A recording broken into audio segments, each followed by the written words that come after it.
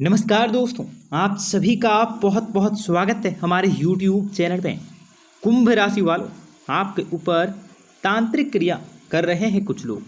अगर आप जानना चाहते हैं वे कौन हैं, उनकी पहचान करने के लिए वीडियो को शुरू से लेकर अंत तक जरूर देखिएगा।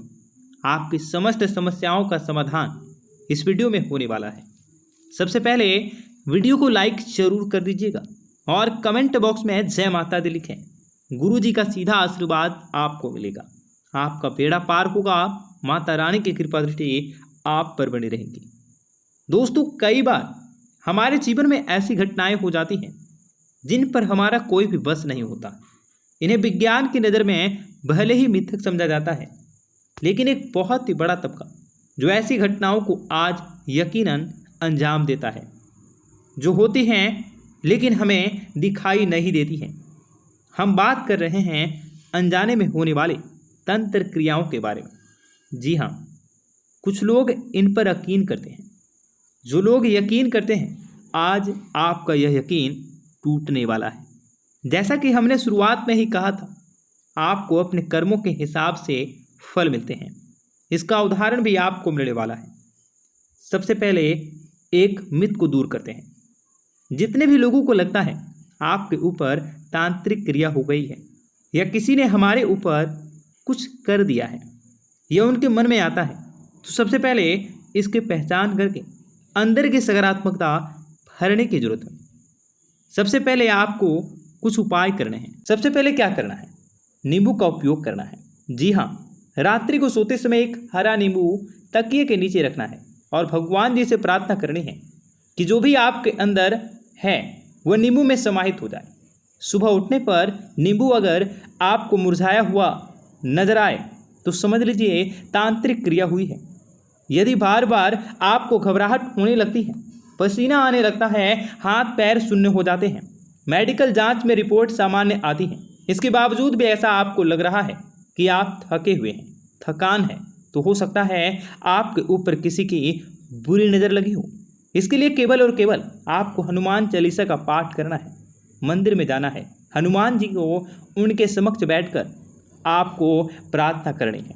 आपके ऊपर अगर ऐसा कुछ हुआ भी हो, हमेशा के लिए खत्म हो जाएगा और यह 1 दिन, 2 दिन, 3 दिन में खत्म होने वाला नहीं है। जैसे ही आप हनुमान जी से प्रार्थना करेंगे, जैसे ही हनुमान चालीसा का पाठ करेंगे, तुरंत सब खत्म हो जाएगा। जी हाँ दोस्तों, आपको अचानक से भूख लगती है, लेकिन जब आप खाने बैठते हैं तो खाना खाने का मन भी नहीं करता है।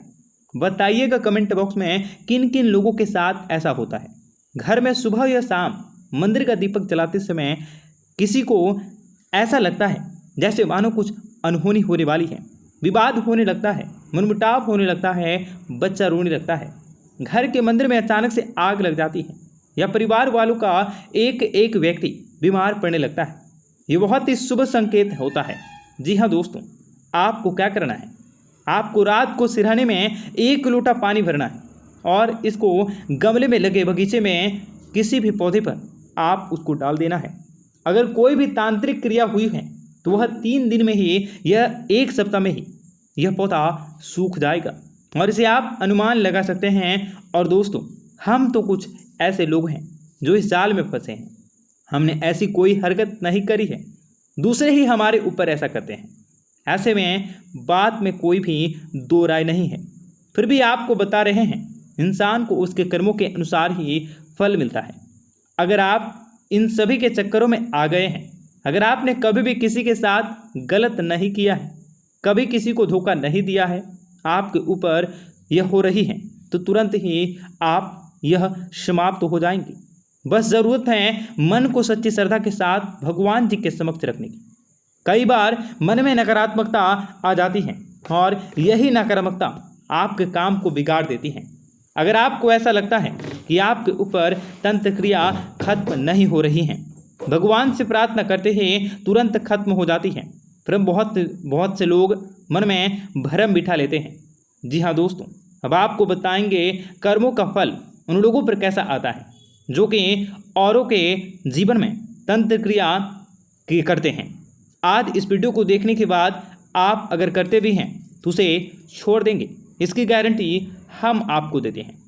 दोस्तों, हमारे देश में बहुत से लोग ऐसे हैं जो अंधविश्वास की साधना के जरिए साधना और तांत्रिक क्रियाओं से जीवन में सफलता को पाना चाहते हैं और दूसरों को नुकसान पहुंचाने का कार्य करते हैं। यही नहीं, किसी दूसरे को नुकसान पहुंचाने के अंदर से मंशा रखते हैं। ऐसे लोग अपने जीवन में बहुत ज़्यादा पछताते हैं, क्योंकि भगवान ने कर्म प्रधान जीवन जीने की सलाह दी है, उनकी भक्ति करने की सलाह दी है। ऐसे में वह तो हम छोड़ देते हैं, बल्कि दूसरों को बुरा करने में हम लग जाते हैं। वर्तमान में तंत्र का गलत अर्थ निकालकर उसे जादू से जोड़ दिया गया है। अक्सर जब किसी में बस में आप यात्रा कर रहे हों या कहीं आप घूम रहे होते हैं, वहाँ पर बहुत सारे ऐसे पोस्टर भी मिलते हैं जहाँ पर अलग अलग बाबाओं फकीरों के नाम लिखे होते हैं, जो हमें अन्य अन्य तरीकों से समस्याओं का समाधान करने के लिए कहते हैं। वास्तव में यही तो तंत्र क्रिया होती है। परंतु एक बात आपको जानने होंगे, जो व्यक्ति तंत्र क्रिया करता है किसी और को समाप्त करने के लिए, किसी और को नष्ट करने के लिए, वास्तव में उसका ही पूरा कुल नष्ट हो जाता है। मान्यता के अनुसार इस तरह के कर्म करने या करवाने का कुल यानी कि पूरा खानदान नष्ट हो जाता है। बाद में ऐसा करने वाले जिंदगी भर पछताते रहते हैं, क्योंकि किसी भी तरह के बुरे कर्म का परिणाम उसे भुगतना ही पड़ेगा। जाने अनजाने में उसने किसी को खत्म करने की कोशिश की है, जाने अनजाने में उसने किसी का बुरा भला किया है, तो उसे कर्मों का फल भी भुगतना ही पड़ेगा। साथ ही में तुलसीदास जी ने रामचरितमानस में लिखा है कि यह सभी को मान गई है, यानी कि तांत्रिक, अघोर और बाबा आदि जो धर्म के विरुद्ध हैं, तांत्रिक क्रियाएं करते हैं, जो पूरी दुनिया से उल्टा चलते हैं, उसे संसार की हर बातें पीछे नकारात्मकता खोज लेती हैं। हर बात का घोर विरोधी हुआ मार्गी हो जाता है। ऐसा करने वाले लोग समाज को दूषित करते हैं। ये लोग उस मुर्दे के समान होते हैं जिसके संपर्क में आने से कोई भी मुर्दा बन जाता है। यह वाल्मीकि रामायण में और अन्य शास्त्रों में यह बात कही गई है। इस धर्म में विरुद्ध कार्य करने को व्यक्ति को नरक की प्राप्ति होती है। जी हाँ दोस्तों, किताबी ज्ञान के खतरे अक्सर ये देखा गया है कि बाजार में मिलने वाला तंत्र ग्रंथों में जो साधना विधि लिखी होती है वो बहुत ही बड़ी अधूरी है। जी हाँ दोस्तों, जो व्यक्ति जिसे जादू टोना करता है, किसी और के ऊपर वो मार्केट से खरीद कर किताब ले आता है और उसके आधार पर उस व्यक्ति का बुरा चाहता है, तो परंतु वास्तव में वह किताब अधूरी होती है। उसमें दो बातें मिलती हैं, एक साधन का फल और दूसरा साधन विधि का कोई छोटा सा अंग। यह भी सही है या गलत यह कोई भी नहीं जानता। किताबी ज्ञान आपको इस मार्ग पर चला देती हैं, लेकिन वह मार्ग सही है या गलत कोई भी नहीं बताएगा।